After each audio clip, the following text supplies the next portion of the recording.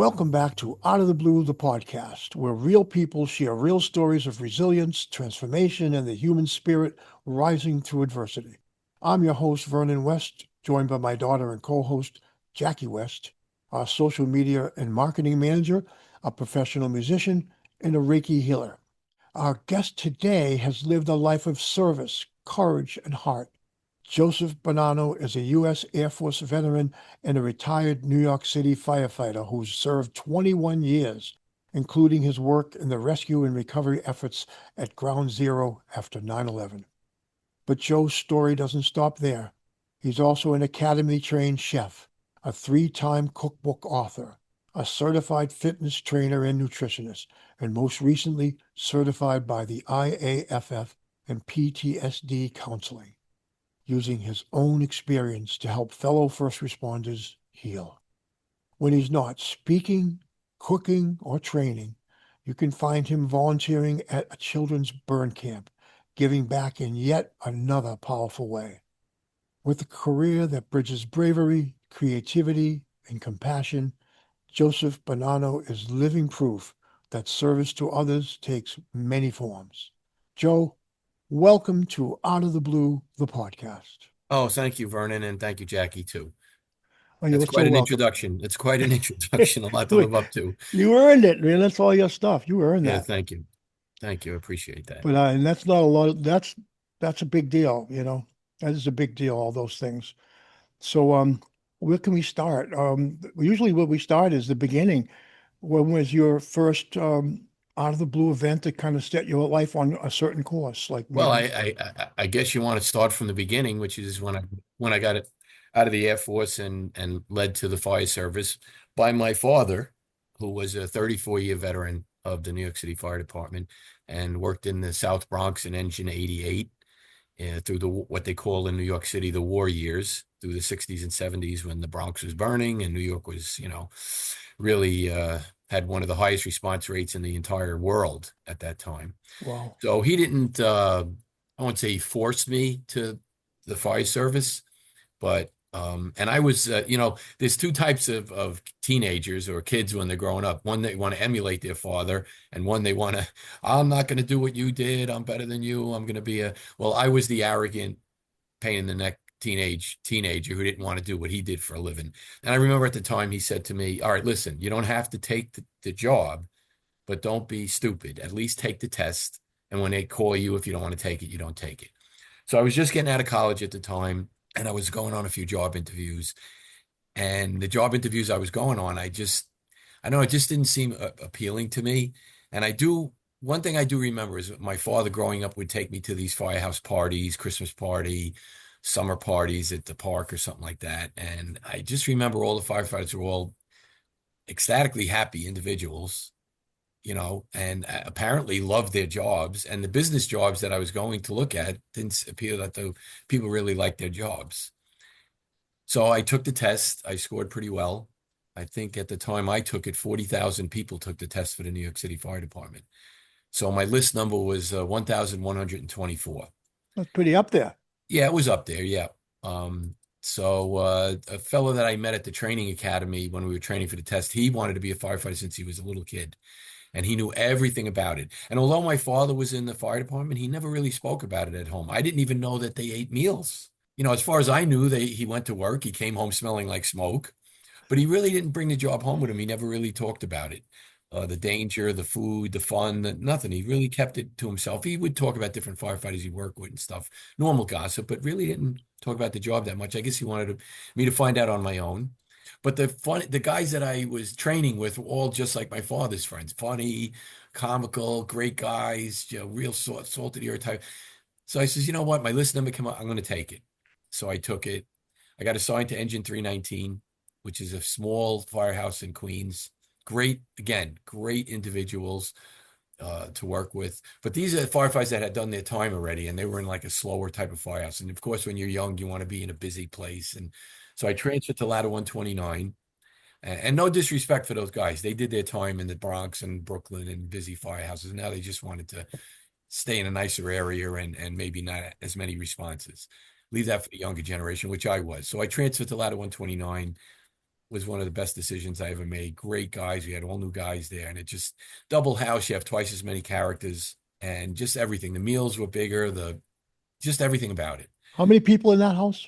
Uh, on shift there's 11. So You that's know, considered a big amount of people to cook for. yeah, oh yeah, definitely. And I'll be the first one to admit, and I'm sure if any firefighters that I work with are listening, I wasn't a notoriously wonderful firehouse chef or anything like that. It's just that when I got on, I realized the importance of keeping in good physical condition. I went and got certified as a fitness trainer, and I would see guys with a 50-inch waist who had, 45 years, 45 years old, 50 years old. The job is a physical job. So I always wanted to stay in great shape. And I said, boy, if I keep eating meals like this, they used to say, you're going to be a big man on this job someday because I had a big appetite. And I said, well, not if I eat soundly, grilled chicken, brown rice, nothing but the old school firefighters were more like meat and potatoes type. Sure. And you don't have to exercise because you get enough work running into burning buildings. Yeah, when you run up this ladder, man, that's exercise, right? So, It is, but you're not doing it often enough and with enough regularity to of constitute course. to constitute fitness. You know what I mean? Yep. So I jumped in once in a while and prepared a few meals, trying to make them a little healthy. I mean, perfect example is, and I use this story all the time, is I was making one of the firefighters made excellent cooks, by the way. They were that. I have to give them that. But they were making mashed potatoes, and the one guy's peeling sticks of butter like they were bananas and throwing the sticks of butter in, 4 sticks of butter for mashed potatoes for 6 or 8 people I is bet like, you they were awesome mashed potatoes, though. well, they were, but I learned different techniques taking cooking classes, how you could make like roasted garlic, which isn't going to add any fat or cholesterol to the meal. So I was able to prepare a few meals here and there that were healthy and delicious. And again, I'll be the first one to say I didn't have any kind of reputation at it. Um, but in 1984, a New York firefighter assigned to Engine 58, John Sonnino, passed away, God rest his soul, wonderful firefighter, wrote the Firefighters Cookbook. And he did and it was a small paperback, no pictures, paperback thing. And he did it kind of like just on a lark because he was a halfway decent firehouse cook. And they said, hey, John, why don't you throw a few recipes together? We'll put some of our recipes together. So he did it.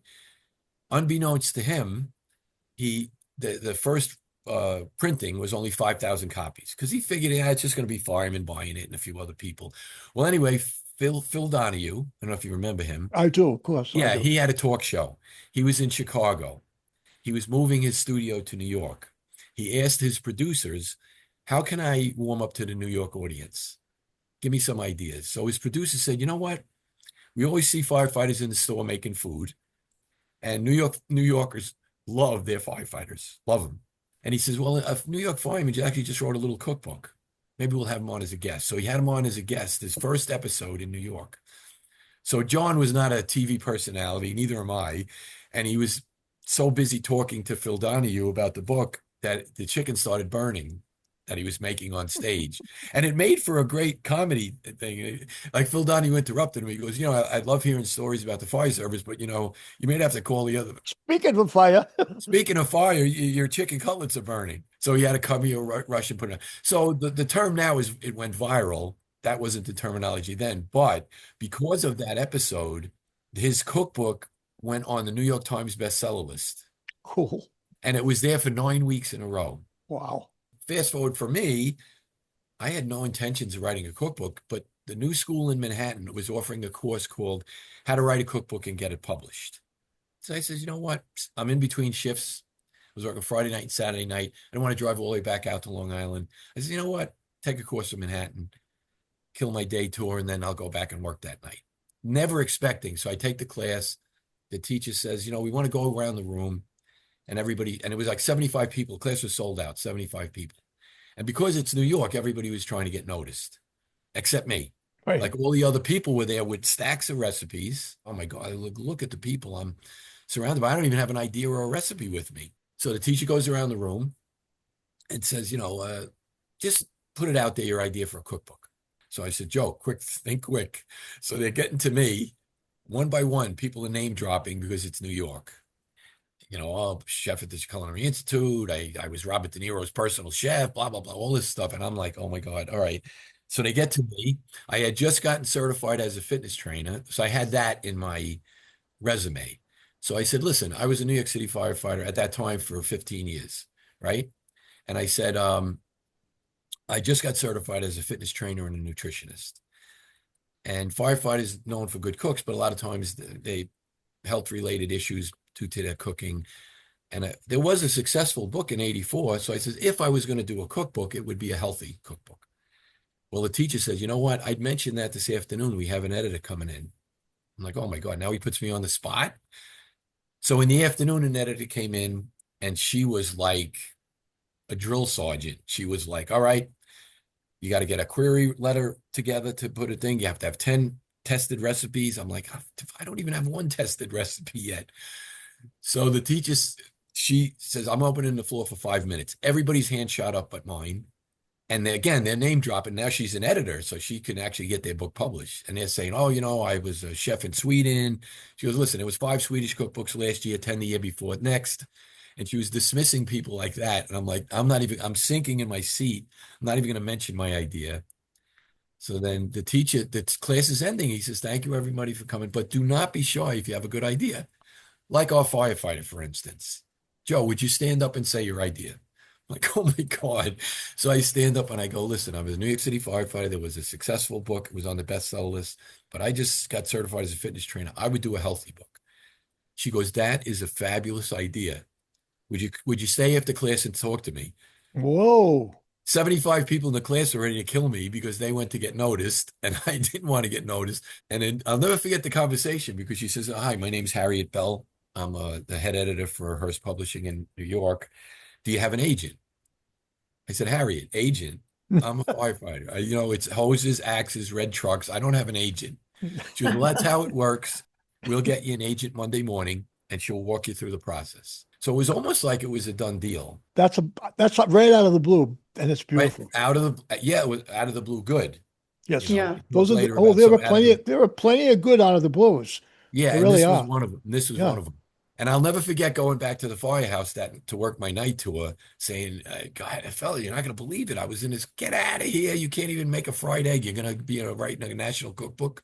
Of course, firefighter mentality and humor. They started unloading on me left Of and right. course. And I go, I'm not. You got to be kidding. I go, I'm not kidding. I talked to the agent Monday morning. She said, "Get me 10 recipes and write the introduction to see if you can write." And then I put it, and she says, we don't want it to be a New York cookbook. We want it to be national. So I said, all right, I'll put an ad in Firehouse Magazine, which is still out there, and asking for recipes, and I'll send a free book. So I got like about 120 to 130 recipes. And I did have about, I want to say 20 or 30 of my own staple things that I would make regularly that I knew I tested and were okay and stuff like that. So I put it together, and next thing you know, they offered me a contract to write a book. Wow.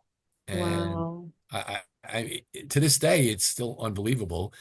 Now, if you have a major publisher behind you, it's in their best interest to get you on all the shows. So I was on Good Morning America, Regis Philbin, the Today Show, Martha Stewart. I mean, you name it. Then it was in New York Times, Daily News, and then it starts picking up momentum. And I mean, I never quite made it to the bestseller list like John Sonino, but it did really well. I donated money to the Burn Center, New York Firefighters Burn Center, of It's course. wonderful. And then, yeah, then it was like a crazy celebrity ride. Like every 5 minutes, I was getting a call about, would you, New York Times, Gourmet Magazine. They made me the Cosmopolitan Bachelor of the Month in Cosmo Cosmo Magazine. Bachelor of the Month. Yeah, What yeah. month was So, that? Do you remember what year that was? yeah, it was 95 or 96. And actually, it was on the same page as Denzel Washington, Oh, that's which was wow, which fabulous. was pretty cool. And that was another crazy story because I got, they said, don't use your home address because girls will go to your house. Oh boy. So use a P.O. box. So being the cheap fireman that I am, I got the smallest little box that was the size of a shoebox, P.O. box. Maybe it was $8. I had one like that. Yeah, I it was like know $8 for the month. So I was exactly. away promoting the book, and I come back, and the post office guy said, "Are you crazy?" I go, "Why?" He goes, "You rented a shoebox." I go, "Why?" He goes, "Wait till you see." He brings out this giant box of mail packed with perfume-smelling letters from all over the world, That's so and it cool. and it became so funny because I brought it to the They go, oh, now you're the bachelor of the month. Oh my God, I can't believe this. So I brought the box into the firehouse. And it was funny because all the married guys, I guess their lives are boring and this was exciting for them. We're going to be your mail sorters. So they set the table up and they would do it like mail sorters. They would go, okay, women under 20, women over 30, women in prison, women overseas, and they were sorting the mail like that. Anyway, the only reason I did it is the publisher said to me, Joe, you might not want to do this, but it's good publicity for the book. So anyway, the book did well. That's great. Um, it did well. They wanted to do a second one, which I did a second one called Firehouse Grilling Cookbook. So now it's getting to be the 90s and we're getting up to 2000, and I'll bring you up to date with my 9/11 story, which ties into the cookbook. The summer of, I was doing a lot of promotional stuff. And I just put my retirement papers in. And the summer of 2001, the book publishing people called me and said, Ronzoni Pasta, which is a big pasta in New York, they're having a New York Firefighters cook-off. And they want you to be a judge. And then we want you to go on TV and promote it. I said, okay. So I went on a few TV shows promoting this cooking contest that I was going to judge. And then they said, all right, we got one last thing we want you to do is WB11 in New York wants you to do a live TV segment. And we want you to do it at your firehouse. My final firehouse was ladder 152 in Queens, engine 299, ladder 152. I said, okay. So they go, okay, Joe, it's all set. September 8th, 2001 at ladder 152. Okay, it's all set. We'll send the car service to pick you up. Okay, great. Early in the morning, and we'll start at like 5:30, 6 in the morning, and we'll do a couple of live segments. Okay, no problem. About a week before, I get a call from the TV producers, and they go, "We had to change some stuff. We don't really get a good signal from Queens, and the production crew doesn't want to go all the way out to Queens with the traffic. They want to do it from Manhattan. So we lined you up for doing this segment at Ladder 3 on 13th and Broadway." Which I'm like, yeah, okay. I knew some people that worked there. My brother actually knew some people that worked there. No problem. So I said, okay, I'll do it. The only thing is we can't do it September 8th. Are you available? I get choked up. Are you available the morning of September 11th? Not knowing. I said, yeah, yeah, yeah. Who would ever, So I said, sure, no problem. Okay, it's all set. Ladder 3, 13th and Broadway. You'll be there about 5:36 in the morning. So I get there, I meet some of the firefighters. It's the morning of September 11th. Beautiful day, as Yep, it was a everybody beautiful knows. day. Beautiful weather. Meet all the firefighters. Two of them actually work with my brother, Michael. And a very famous firefighter, Captain Patty Brown, legendary New York City firefighter. He was the captain there on duty coming into work. And the host of the show shows up, and so it's in the studio. But they said, we're going to cut live to Ladder 3 on 13th and Broadway, where our host, Larry Hoff from WB11, is with Joe Bonanno doing this live cooking segment. And we're promoting Ronzoni Pasta because they're donating $10,000 to Widow and Children's Fund. So we did one at 6:45, one at 7:10, and I think the last one was at like 8:15. And the first plane hit at 8:46. The thing ends at like 8:28, something like that. And then just kind of hanging around, went in the kitchen, had a cup of coffee. I came out to the apron. The Ronzoni representative says to me, Joe, the car service people are in the Bronx. They're not going to get here for an hour. So the other firefighters are like, hey, great, come back in the kitchen with us, finish cooking, we'll finish breakfast, and, blah, blah. And so at the last minute, I swear to God, it was 8:40, 8:40. It's that close.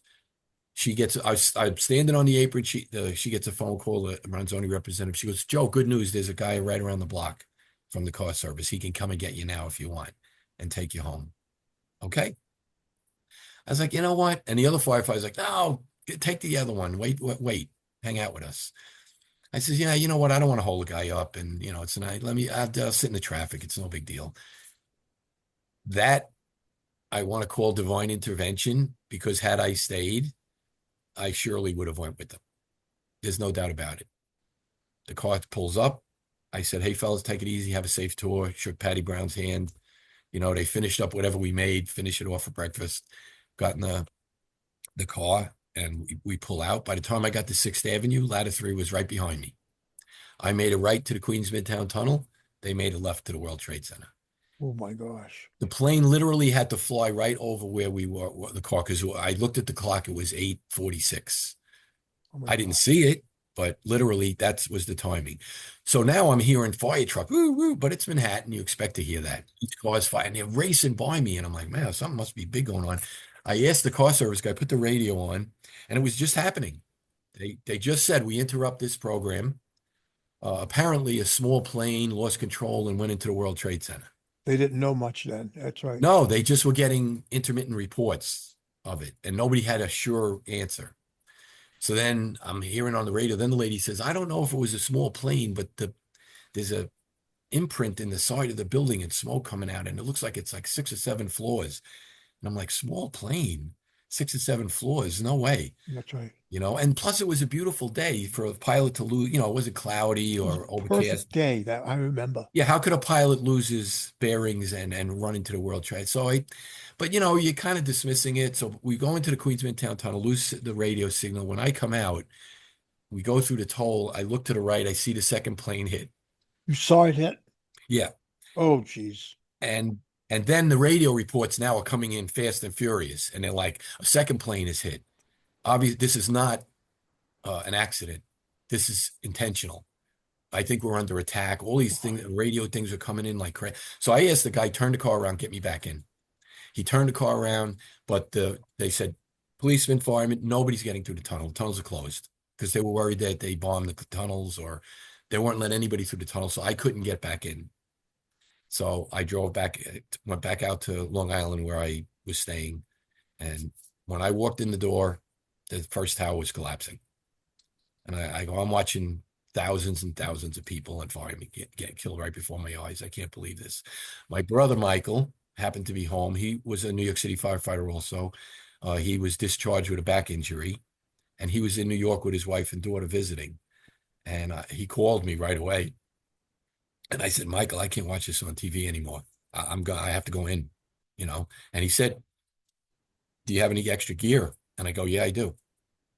And he still had his helmet. So I said, take your gear. I got coat, boots, whatever else we need. And we jumped on a train. My sister dropped us off at the train station, and we went into Manhattan. We got out at Penn Station. I mean, people were first responders were pouring in from all over the beginning, all over the city first, then the state, then regionally, and then nationally.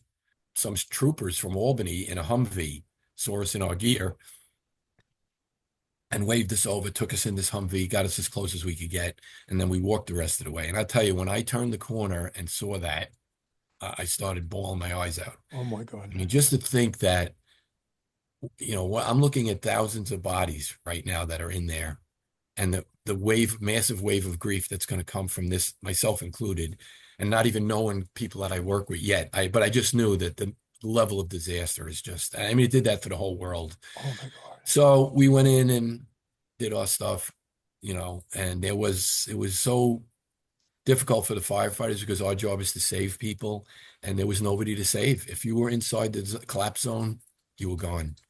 If you were outside, they had dust and a few minor injuries. Even the medical teams there were having a really hard time because, again, they're their trauma teams, like MASH units. They were there to save people and put people back together, but it was not a lot of minor injuries. It was either gone or outside the drop zone. So the aftermath, funerals, all of that, it was a lot to take in, Oh my gosh.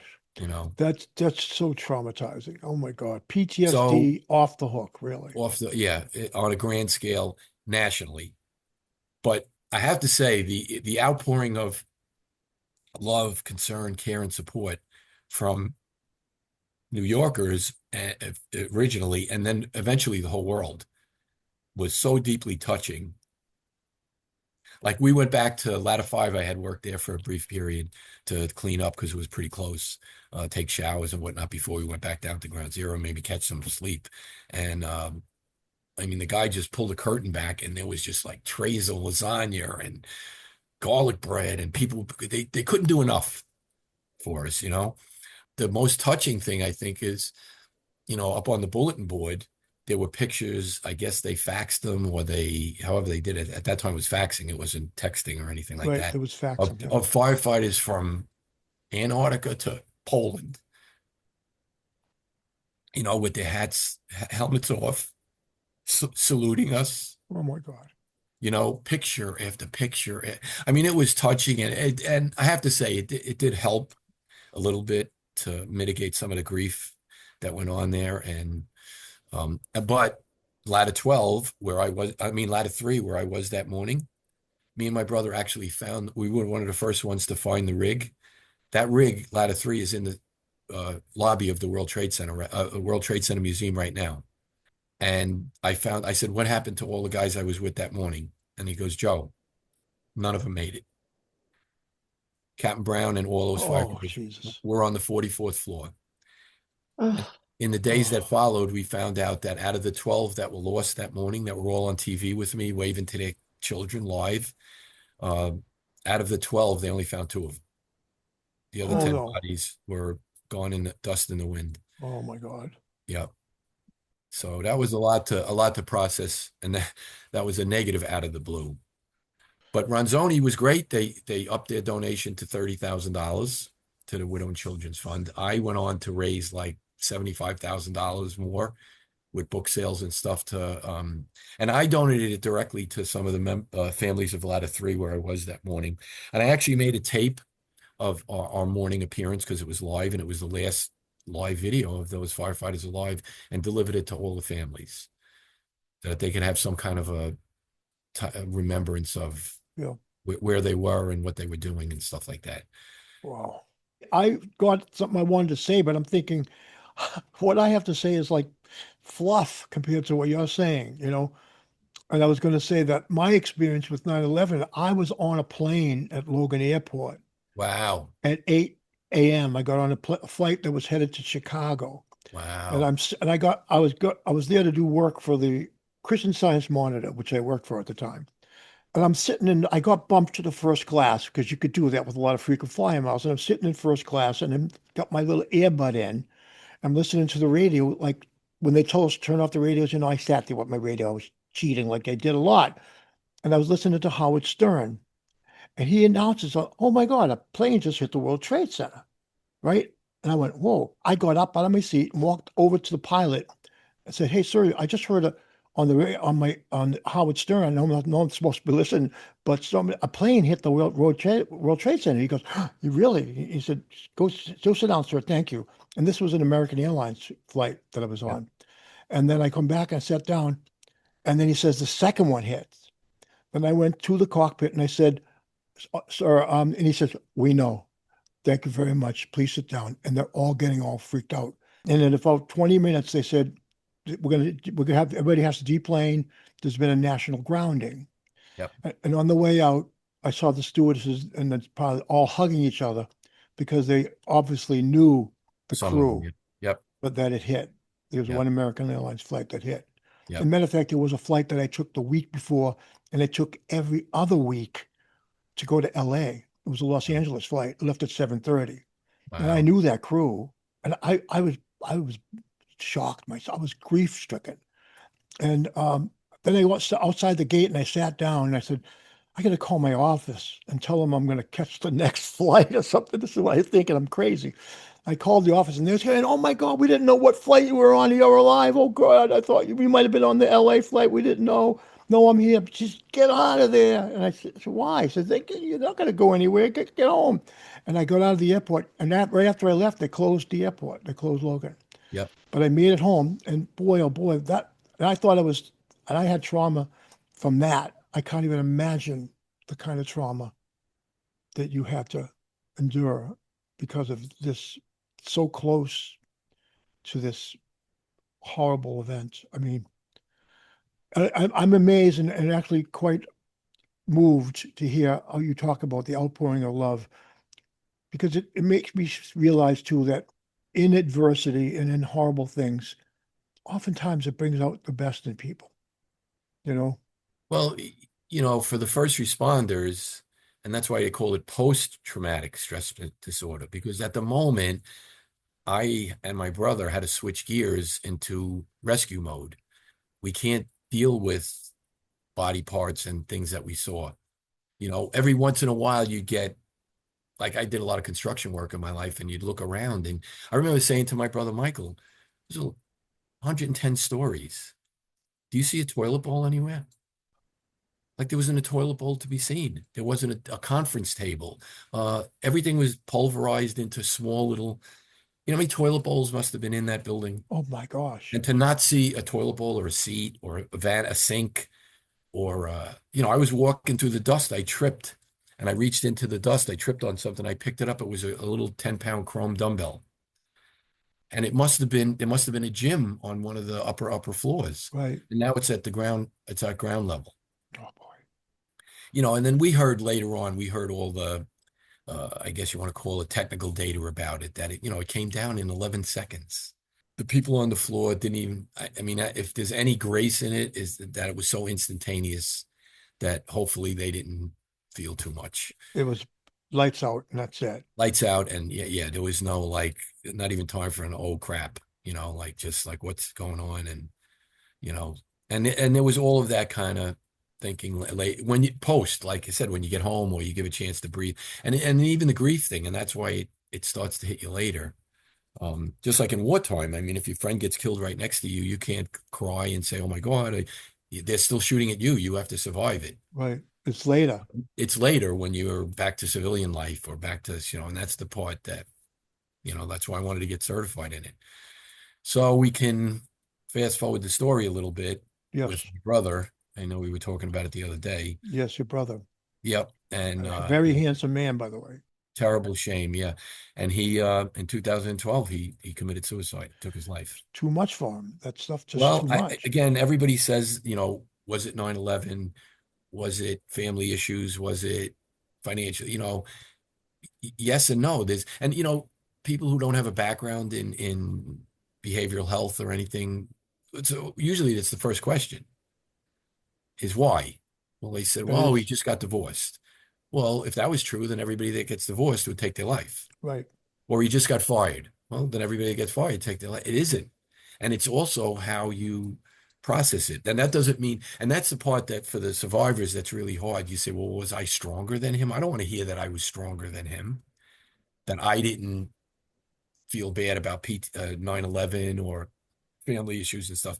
It's really how you process it. And that's where the people who've made it, who survived, it's up to them to, myself, pay it forward and give classes and clinics and try to talk to people about it. And we were talking about that the other day, how and any chiefs or firefighters or first responders that are listening right now, more firefighters and military are dying from line of duty, suicide, than are dying from line of duty.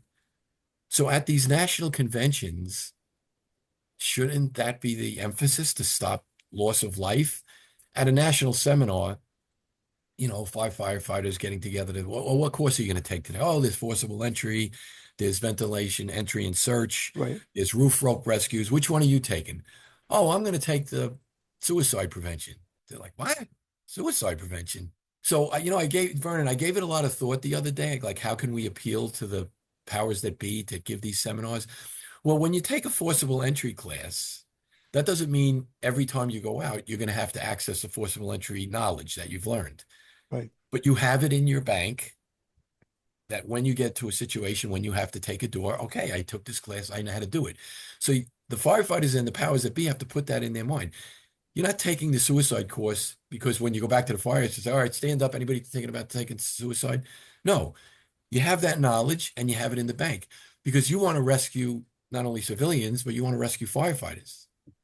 But if more of them are taking their life, that's where we have to put the emphasis on rescue. So maybe the 25-year-old firefighter that just got on isn't thinking about it. Right. Right. The 25, they live forever. They're immortal. They don't think in those Well, terms. it does happen younger, but it does have more of it is an old, statistically, it's an older person who's experienced life a little, like you said, out of the blue, Right. a divorce, a financial mishap, you screw up at work and you're embarrassed. Now add all of these things up. So now the firefighter who's concerned with his brother firefighters says, now he has this tool in his bag. He says, I took this suicide course. So and so is starting to show signs that life's coming apart for him. I know now I have the tool in my hard drive. He says, let's sit down and talk about this a little bit. You What are know, some of the things you could say that we can will obviously share with people as they're watching this that they can use to notice these? What signs? What kind of signs could You you know, say? everybody asks that, but that's not a universal answer. Like you No, it said, don't. Be divorce general. isn't a universal sign. Uh, there are some things that people have said, like, if they start giving away all their stuff. My personal experience and a lot of reading about it, I think I told you this to one of the other day. One of the survival techniques of people that work in military stuff is they call it gallows humor, meaning you're on your way to the gallows and you crack a joke just to get over it. Know it well. Yeah. So my one of my I remember distinctly remember saying to my brother 3 months before it happened, when did you lose your firehouse sense of humor? And then when they start hitting you with, I call it the yeah buts. Yeah, but you don't understand. I'm getting divorced and my father doesn't talk to me anymore. We got a big argument. Okay, yeah, but put it in the proper perspective. Is it really worth? And at that moment, that's what's terrible. And this is how I've kind of looked at it. It can't be on your um, option list because you're getting divorced. All right. Is it a Right. wonderful thing? Of course not. But sometime in the future, you could meet somebody else. Or maybe you go off on your own single and live a great life and take vacations and pursue your hobbies, crafts, and interests. But it's when they start bringing it up as an option to either financial, whatever your out of the blue terrible thing is it really worth taking your life over? But if 10 other things went wrong in your life and then your transmission goes and they've already had this in their mind as an option, you say, well, he took his life, well, his transmission went, and the next day he blew his brains out. Well, because his transmission went? No, all the other stuff added up, cumulative. And listen, by the time you're 50, you definitely have had some financial stress. You might have had relationship stress, whether it's siblings, family, spouse, um, maybe some medical issues too. I mean, everybody by the time you hit 50 has had some out of the blue Absolutely. Absolutely. unexpected thing happen, but and it's how you're processing it. But it's I believe, my opinion and a little bit of training is that let's say there's 20 different things that can happen from this out of the blue thing. Financial stress, you could make more money, you could win a lottery, it's when they say if none of that works out, maybe this life isn't even worth it. Were you going to offer that course yourself? Did you have an idea to offer Well, that no, course? I would like to do that. And I'm working with a great organization called ffpha.org. Jeff Dill, he's a retired Palatine captain. And I want to say he saved my life because it's not that I was contemplating taking my life, but I was in such a low after my brother passed away. I didn't think I was going to survive another day just from grief. I believe you. And he got a hold of me. I went up to Chicago to be with him, meet with him and talk to him and stuff like that. And I mean, he really put me on the right track to dealing with the grief and stuff like that. So I know what you're asking is you're in a firehouse or police station or wherever you're military and you're sitting with a bunch. You can kind of see when somebody's starting to separate themselves a little bit, acting a little off. Okay. And as a confidant or I might not be his best friend, but he definitely has somebody that he confides in. Spouse, mother, uncle, friend. Say, listen, who do you have in your life that you can trust, that you can share stuff with? Oh well, yeah, everybody sucks. Everybody at work sucks. Everybody, but my uncle is one of my, you call the uncle and you say, listen, I work with him. I'm a little concerned. And I'm concerned because I've lost somebody like this. Now, ask him up front, listen, I know things aren't going great in your life. You know, they could get better, they could get worse. I don't know, but we have to keep this in perspective. Have you considered as an option, like this life isn't worth it? I wouldn't even say, have you considered suicide? Because it really puts people off. Right. Puts them on Like, the oh, no, no, spot. No, I wouldn't do that. Yeah. I would never, what are you kidding me? I would never do that. I got a daughter, I got my family. Right.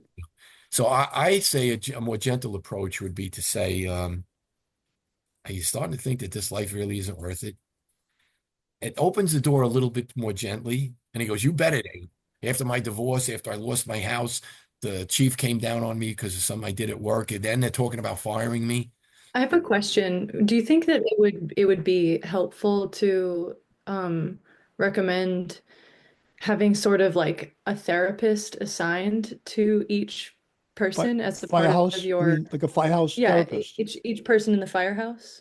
Because Well, to me, it sounds like there are a lot of emotions that you have to put aside to go through these intense experiences. And like they don't just go, emotions don't just go away. I know what you're saying, but as soon as you mention the word therapist Yeah. and being in that environment with the macho level being exponential, so put it to them because my brother, believe me, he was a loving, caring individual. He had a daughter and a wife, but you know, if and me, and if he would have said, if I would have said to him, "Do you know what this is going to do to you? Plus, you put the guilt trip on them, the fellow firefighters. It's kind of hard for them to say, I don't care about them. When at the moment it happens, I do believe that they don't. They just everybody shuts out, and I have accomplished this mission, and I'm out of this life. Yeah, because they're just so full of pressure. Everything is just pressure, pressure, pressure, building, building, building. And this is the relief. That's why I thought when you said the thing about humor, I think that's a pretty solid thing to look for, people lacking humor, because that pressure building that Jackie just said, that's what humor does. It's a steam valve, lets out a little pressure. You know what I mean? Right, and that's if you want to call it a sign, that's one of the signs I see that they I don't. think it's a pretty clear one. If someone's getting no humor at all, especially when you're working in as a first responder, that gallows humor that we talked about, it's necessary in that environment because how do you deal with it day after day? I mean, I've myself spent a little time in law enforcement as a PI, and I also knew a lot of firemen, and we'd hang out in at a bar after the show, after the day, and everybody's commiserating, and the things they have to deal with every day, and they're joking about horrible things because they have to. You got to let it out. Right, for civilians, the best uh, example I could say as an example is remember the TV show MASH Yes. with Alan Alda Oh yeah. Loved it. and Radar and all that. Well, here they are cutting open 18-year-old kids every day. Yeah. And they had the best sense of humor going. But eventually in that show, a Hawkeye, which is Alan Alda, he ended up having a nervous breakdown at the end I because remember. that humor can only last so long. It's only so powerful, But so it does useful. get you through the moment. But that's why you said you have to dig a little bit deeper and say, listen, I get you laughing this off, your financial issues, divorce, whatever it is. I get you laughing this off, but on a deeper level, I'm sure this is starting to get to you. You know what I think when I hear you talking, what just occurs to me is that you had whatever your predisposition to do it, you were wired to figure out a way forward. Like when things were bad, you thought like you want to pay it forward. Even now, that's what your life is. You like to pay it forward. That's why you did that burn camp for kids, right? And Right. you do PTSD counseling for first responders and people like that, right? Yes. So I mean, that is the way to pay it forward. I think that's something maybe it's a great thing to show people. And even I think we're showing them now throughout the blue, this podcast is about showing how you, Joseph Bonanno, was able to turn what was unbelievable, horrible trauma, PTSD, off the hook. I mean, off the chart. Something beyond. I mean, I know my dad had PTSD, and he was on grave registration in Korea, so he was doing the same thing like MASH with bodies all day long. He came home. He had such PTSD. It was ridiculous. But that's not even as bad as your situation. That happened in one day. Oh my God, overwhelming. And that's what I think it is with all first responders. They have to face this stuff and it's just boom, there it is. And when you have to deal with that on a daily basis, I mean, you need to have an escape plan. You kind of do. And you need to, if they're not wired to think in terms of you, like you, to find a way to pay it forward that I can do something with this negative stuff that helps people. Now, why do you think you did that? I'm curious. I think anybody that understands the out of the blue idea is curious how you develop that ability. I would love to say to you, I would love to say to you that I'm a warrior personality You and are I could though. take it and I could figure it out. But listen, That is true, though. You are. I've had my terribly weak moments, believe me. In 1981, I was only on the fire department a year and a half. My mother fell asleep with a cigarette. She had an alcohol problem. She was burned 55% of her body. They helicoptered her to Nassau County Burn Center. She lived for a week, and she died from Oh, burns. gosh. So I had that on my thing. And I'll be perfectly honest with you, and I don't mind sharing this with your audience. At that time, believe me, it was on my option list. I'm like, how am I gonna? I'm a firefighter. I was at work, and my mother gets caught in a fire and winds up dying a week later.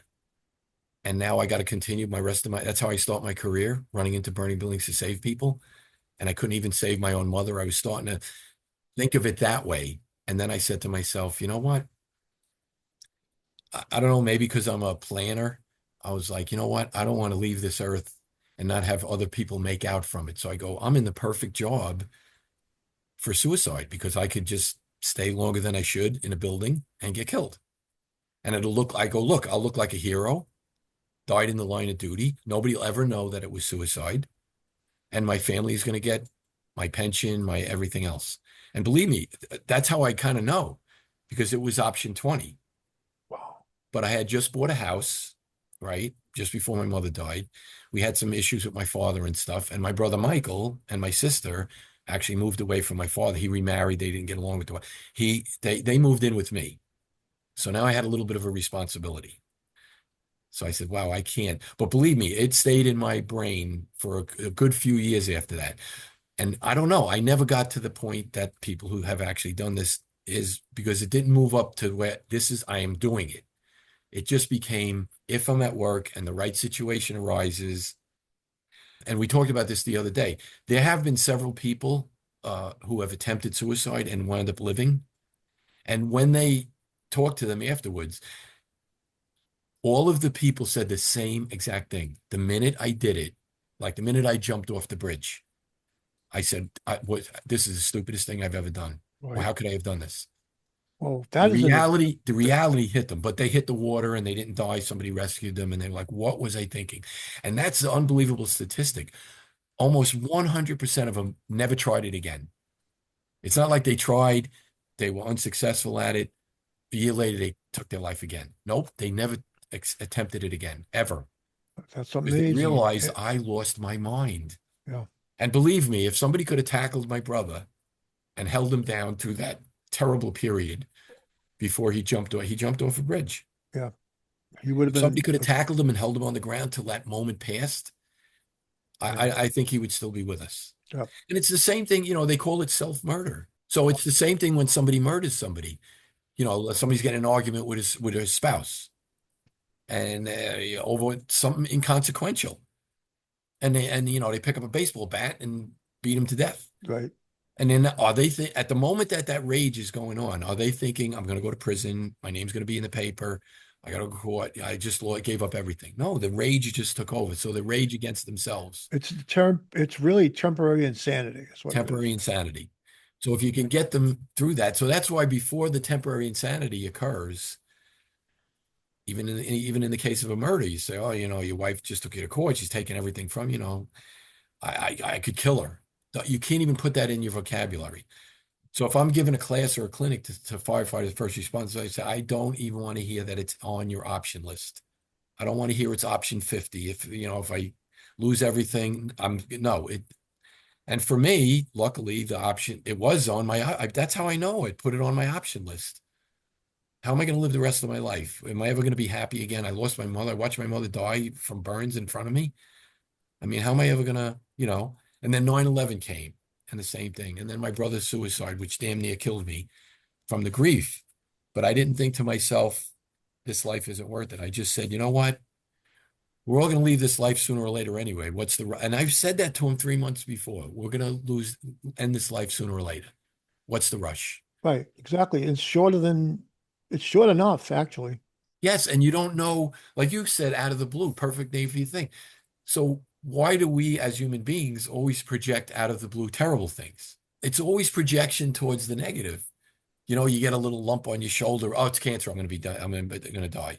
Yep. Well, it might be just, It's just a mark on your shoulder. It's not cancer. and we do this all the time. And I one time I gave a seminar, I referenced this funny story. Of course, you're old enough like me to remember The Honeymooners with Ralph Cramden. Of course.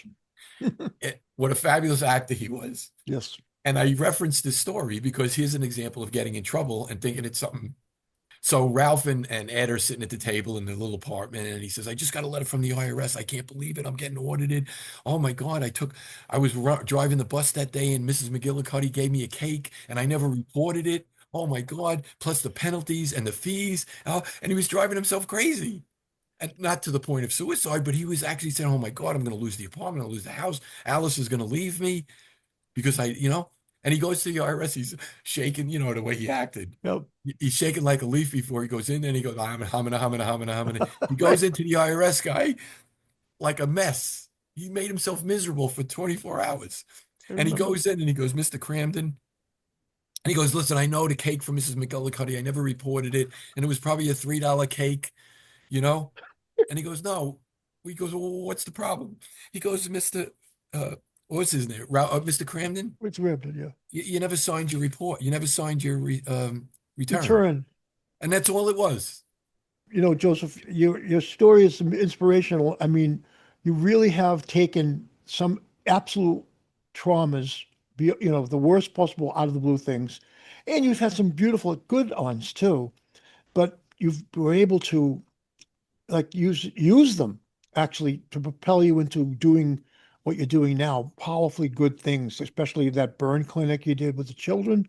Yep. Wow, I mean, that's amazing. You did that probably in your mother's name. I did. Actually, I without a did. doubt, yeah. It's the reason I did it. Yes. I did a new cookbook called American Firehouse Cuisine. It's available on Amazon or through me. You can go to my website, www.americanfirehousecuisine.com. I did it for the 20-year anniversary of 9/11. There's a bread pudding recipe in there. Oh, Well, firehouse bread pudding that I'd put up against Bobby Flay or any of the top chefs that are out there. And I'm doing a firehouse cooking podcast right now. I built a studio here in my home in wonderful. Safety Harbor. I slide down the pole every day to do the show. That's also on the so website. cool. Good idea. Yeah, that's on the website too. So I'm kind of trying to develop that thing. And more of it is out there to your audience, any chiefs, first responders, police officers, military that are thinking about doing a seminar. I'm available to do those seminars. I have a background and training in it now.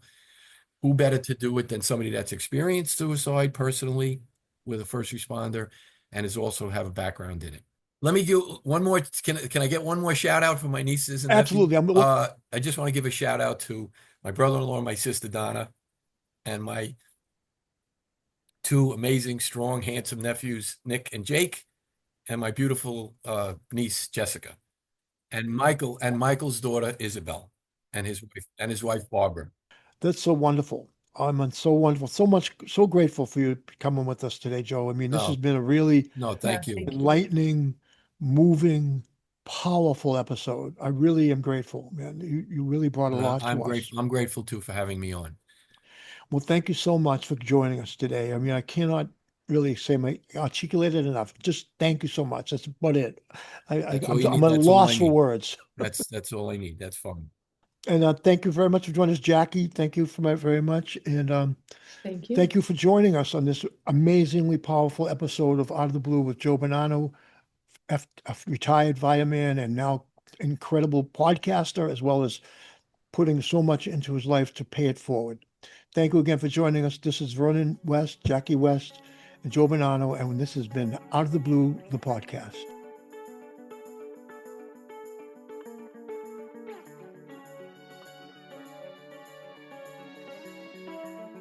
Out of the Blue, the podcast, hosted by me, Vernon West, co-hosted by Jacqueline West, edited by Joe Gallo, music and logo by Vernon West III. Have an Out of the Blue story of your own you'd like to share? Reach us at info@outoftheblue-thepodcast.org. Subscribe to Out of the Blue on Apple Podcasts, Spotify, or wherever you get your podcasts, and on our website, outoftheblue-thepodcast.org. You can also check us out on Patreon for exclusive content.